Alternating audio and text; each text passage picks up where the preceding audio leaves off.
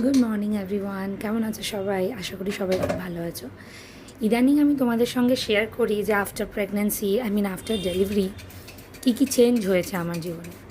দেখো, সবাই বলতো যে অনেক জীবন পরিবর্তন হয়ে যাবে, এই সময় পাবি না, কিছু করার টাইম পাবি না।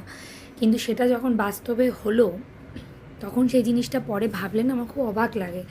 মানে লিটারালি আমি শ্যাম্পু করতে পারতাম না। আমার হাজব্যান্ডের যেদিন ছুটি থাকতো সেদিনের জন্য আমি ওয়েট করতাম। তারপর ধরো নর্মালি আমাদের মেয়েদের যে একটা শরীরচর্চা থাকে, কিছুই করতে পারতাম, সেগুলো অনেক দূরের কথা। টিফিন খেতে পারতাম না, ওগুলো তো অনেক দূরের কথা। কিন্তু আমাকে সবাই বলেছিল যে আস্তে আস্তে সব ঠিক হয়ে যাবে, আস্তে আস্তে টাইম পাবি। তো তখন সেই মুহূর্তে সেটা আমার একদম বিশ্বাসযোগ্য মনে হয়নি যে আমি আস্তে আস্তে টাইম পাবো। কিন্তু এখন আমার মেয়ে 10 মাসে পড়লো। তো লাস্ট 1-2 মাস সত্যি একটু একটু যেন জীবনটা আবার রুটিনে ফিরছে, একটু ছন্দে ফিরছে।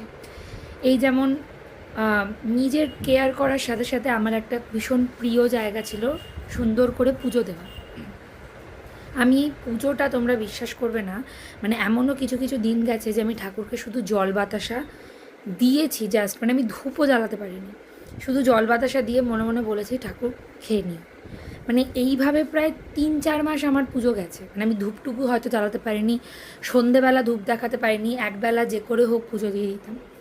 তো আবার এখন মন ভরে সময় নিয়ে টুকটুক করে পুজো দিই, বেশ ভালো লাগে।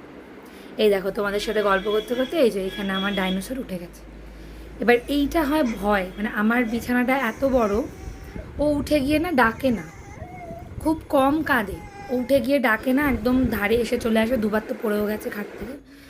তো ওই কোলে করে নিয়ে বসিয়ে দিয়েছি এখানে। এই যে সুবিধাটা, এই সুবিধাটা তো আগে হতো না। তখন সারাক্ষণ কোলে আর কান্না, তাই কিচ্ছু করতে পারতাম না। এই এখন বসিয়ে নিজেও একটু নমনম করে, নিজেও পুজো করে, ওরও ভালো লাগে, আমারও ভালো লাগে।